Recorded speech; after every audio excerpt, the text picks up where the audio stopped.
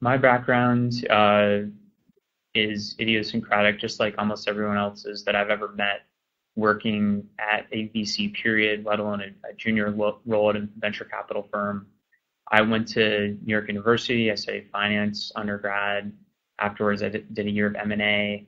I worked at a e-commerce startup. I worked at a search fund, which is kind of like a mini startup private equity fund.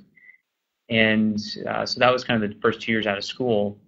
When I was in college, I interned at a couple of startups, and I really had a passion for entrepreneurship. I knew that I wanted to start a company one day, and I thought, what better way than to go to venture capital, learn about how these businesses are built, build my network, build my skill set, and so that's kind of what I did.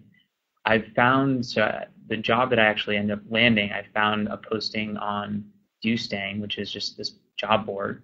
I had a very tailored cover letter, which mentioned a bunch of things about the firm specifically, which I've been following for a while.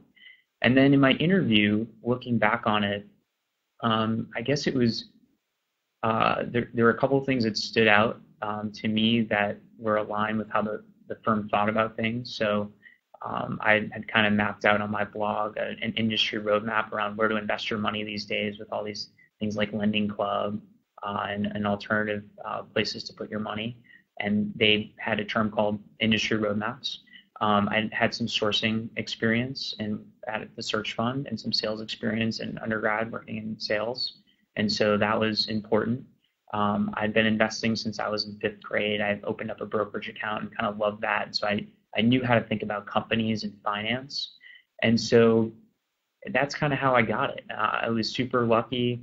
I networked like crazy. I found other people who had gone through the interview process and said, hey, like what am I going to get asked? What should I prepare for?